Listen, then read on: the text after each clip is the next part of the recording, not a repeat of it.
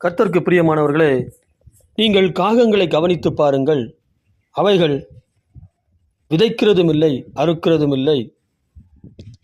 அவைகளுக்கு பண்டக சாலையும் இல்லை, களஞ்சியமும் இல்லை. அதை கவனித்து பாருங்கள் என்று கர்த்தர் சொல்கிறார். நீங்கள் காகத்திற்கு உணவளிக்கிறீர்கள், ஆனால் அந்த உணவிற்கு நீங்கள் விதைக்கிறீர்கள், அறுக்கிறீர்கள், அதாவது நீங்கள் உழைக்கிறீர்கள்.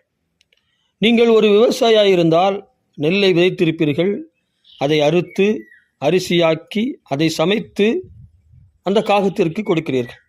ஆனால் பாருங்கள், அந்த காகம் உங்களோடு கூட எந்த வேலையும் செய்யவில்லை, அது இதற்காக எந்த வேலையும் செய்யவில்லை பாருங்கள்.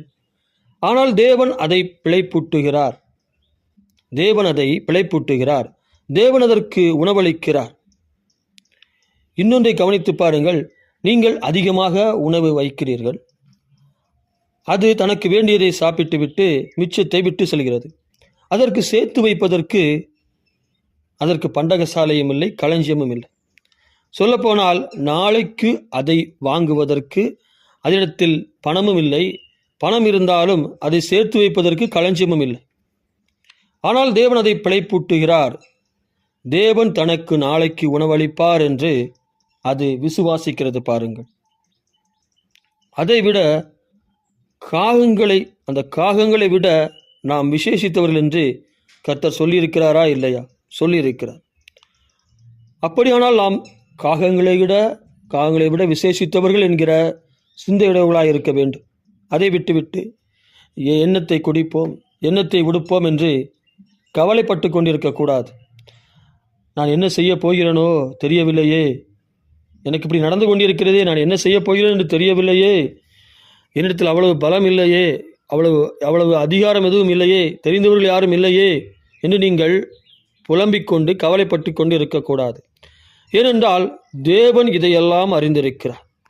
உங்களுக்கு என்னது தேவை, இப்பொழுது உங்களுக்கு என்னது தேவை என்பதை அவர் அறிந்திருக்கிறார். பாருங்கள், உங்களுக்கு என்னது தேவை என்பதை அறிந்திருக்கிறேன் என்று சொல்லி முதலாவது தேவனுடைய ராஜ்யத்தை தேடுங்கள் என்று சொல்கிறார். அப்போ உங்களுக்கு என்னது தேவை என்பதை அவர் அறிந்திருக்கிறார். பாருங்கள்,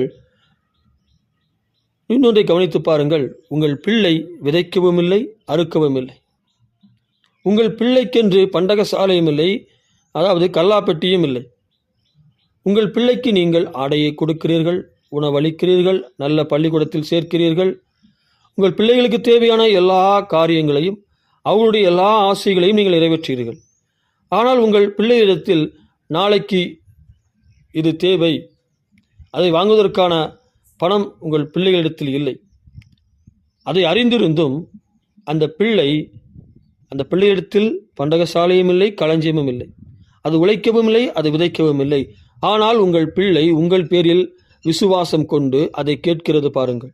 அப்படித்தான் உங்கள் பரம தகப்பனும் உங்களைப் போலத்தான் இருக்கிறார். அதாவது இந்த உலகத்தாரை போல அற்ப விசுவாசத்தை உங்களிடத்திலிருந்து எடுத்து போடுங்கள். அந்த அற்ப விசுவாசம் என்னவென்றால், எண்ணத்தை உண்போம், எண்ணத்தை குடிப்போம், எண்ணத்தை உடுத்துவோம், என்ன செய்ய போகிறேன் என்று தெரியவில்லை, நாளைக்கு இது தேவைப்படுகிறது, இதற்கு நான் என்ன செய்ய வேண்டும் தெரியவில்லை, எனக்கு யாரையும் தெரியாது, இப்படி புலம்பிக் கொண்டு இருக்கிறது தான் அற்ப விசுவாசம். இதை உலகத்தார்கள் செய்கிறார்கள். இதை செய்யாதிருங்கள். இது நீங்கள் உங்கள் புலம்புவதற்கு தேவையான, உங்கள் புலம்பலை நிறுத்துவதற்கு தேவையான இவைகளோ அவைகள் எவைகள் என்பது தேவனுக்கு தெரியும். அதை தெரிந்துதான் சொல்கிறார், உலகத்தாரை போல நீ புலம்பிக் கொண்டு இருக்காதே, உனக்கு என்னது தேவை என்பது எனக்கு தெரியும், நீ முதலாவது தேவனுடைய ராஜ்யத்தை தேடு என்று சொல்கிறார். தேவனுடைய ராஜ்யத்தை தேடுங்கள் என்று சொல்கிறார். ஏன் தேடுங்கள் என்று சொல்கிறார் தெரியுமா? அவர் சொல்லுகிறார், பயப்படாதே சிறுமந்தையே, உனக்கு ராஜ்யத்தை கொடுக்க பிதா பிரியமாயிருக்கிறார் என்று சொல்கிறார். அப்படியானால் அவர் தேவனுடைய ராஜ்யத்தை உங்களை தேட சொல்வதே அவர் உங்களுக்கு ராஜ்யத்தை கொடுப்பதற்குத்தான். அவர் தன்னுடைய ராஜ்யத்தை உங்களுக்கு கொடுப்பதற்குத்தான். ராஜ்யம் என்றால் என்ன? யாருக்கு ராஜ்யத்தை கொடுப்பார்கள்? ராஜாக்களுக்குத்தானே ராஜ்யத்தை கொடுப்பார்கள். அப்படியானால் உங்கள் தேவனாகிய கர்த்தர் உங்களை ராஜாவாக நினைத்திருக்கிறார்.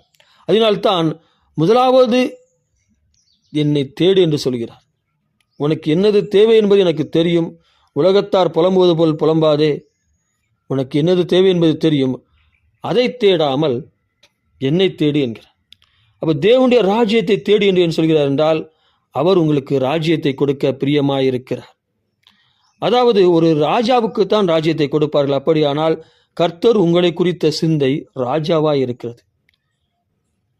ஒரு ராஜாவாய் இருக்கிற நீங்கள் ஏன் புலம்பிக் கொண்டிருக்கிறீர்கள்? உங்கள் பிள்ளை புலம்புகிறதா உங்களிடத்திலே? நாளைக்கு இது வேண்டும் அது வேண்டும் என்று நீங்கள் புலம்புகிறதா? அது உங்கள் மீது விசுவாசம் கொண்டிருக்கிறது அல்லவா?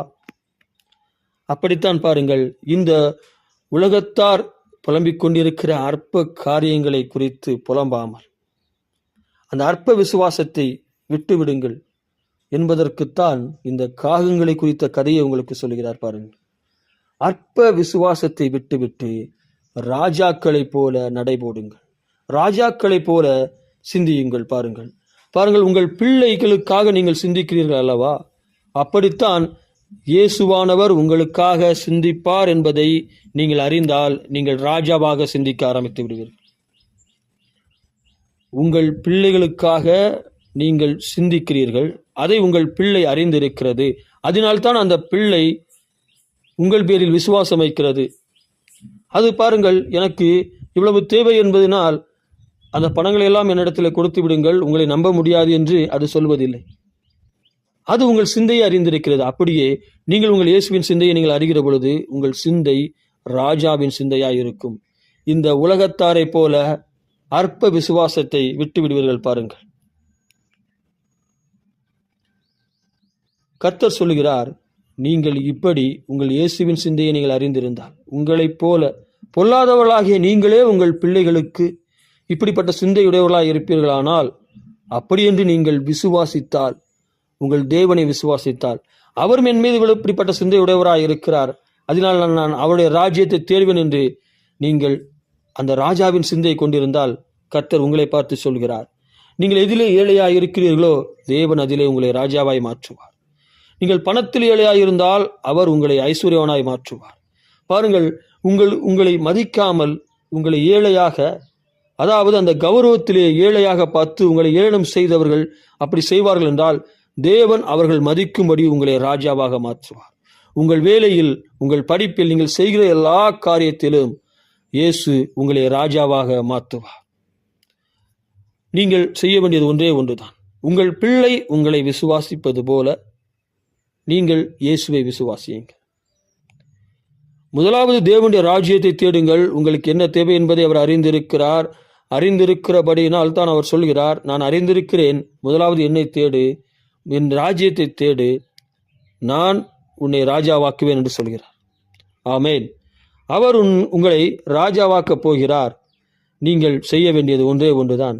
முதலாவது தேவனுடைய ராஜ்யத்தை தேடுங்கள். ராஜாவின் சிந்தையுடையவர்களாய் இருங்கள். உங்கள் புலம்பலாகிய அற்ப விசுவாசத்தை விட்டு விடுங்கள்.